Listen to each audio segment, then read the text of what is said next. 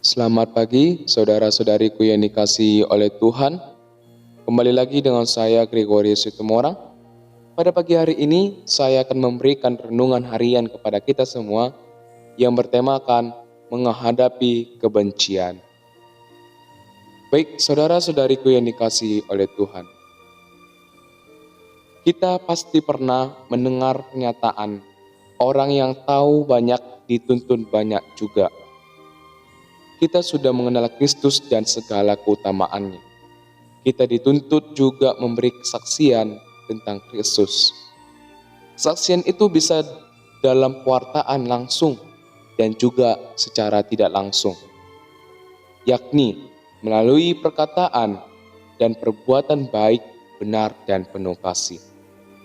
Namun, janganlah kita bermimpi bahwa dunia akan begitu saja menerima kesaksian itu. Terkadang, kuasa dunia tidak menghendaki manusia hidup di jalan kebenaran dan kasih akan Allah. Saudara-saudariku yang dikasihi oleh Tuhan, penolakan demi penolakan adalah kenyataan yang tidak terhindar dalam tugas kita, wartakan kasih Allah kepada dunia. Yang diminta dari kita adalah ketabahan dalam menghadapi aneka penolakan itu. Tuhan menjanjikan kepada kita roh ketabahan.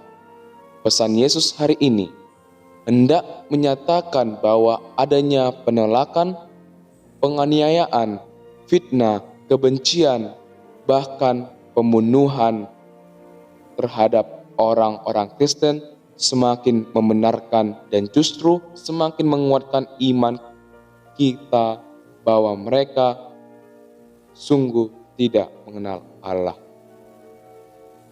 Bagaimana sabda Yesus? Mereka akan berbuat demikian karena mereka tidak mengenal baik Bapa maupun Aku. Oleh karena itu, mari kita bertahan dalam semangat ketekunan, tidak mudah diombang-ambingkan oleh arus dunia yang tampak teduh, tetapi justru menyeret kita semakin jauh dari Allah. Baik, saudara-saudariku yang dikasihi oleh Tuhan. Jikalau penghibur yang akan kuutus dari Bapa datang, yaitu roh kebenaran, jika keluar dari Bapa, ia akan bersaksi tentang Aku.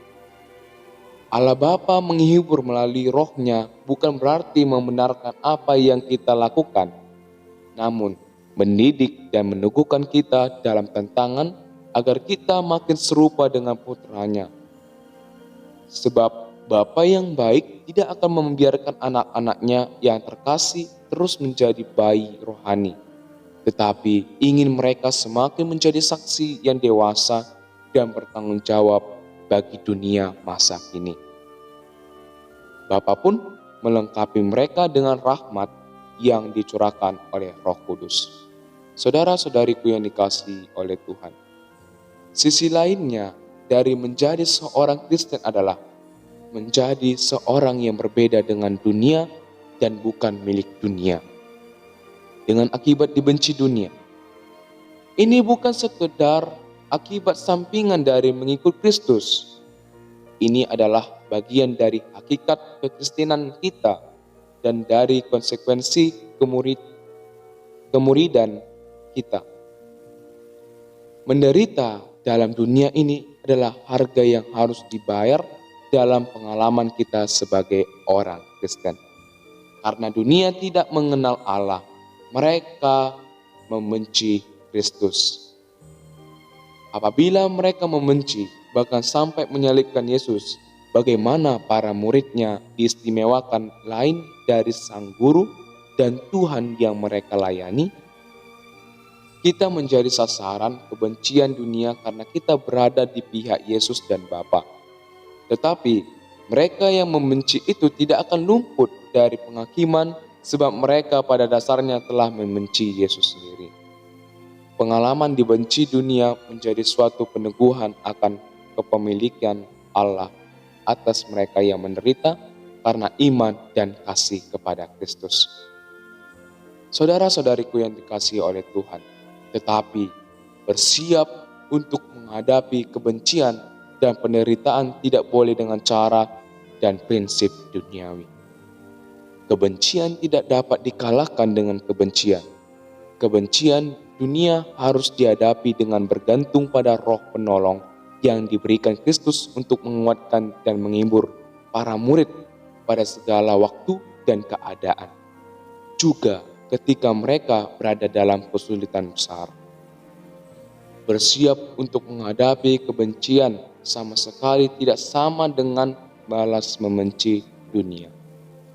Kasih tidak melahirkan kebencian dan balas dendam kepada makhluk lain. Juga kasih tidak melahirkan sikap menunggu yang pasif.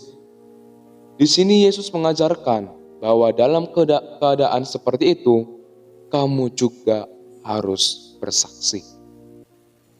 Saudara-saudariku yang dikasihi oleh Tuhan, membalas kebencian dengan kasih adalah bagian dari kesaksian yang besar kuasanya.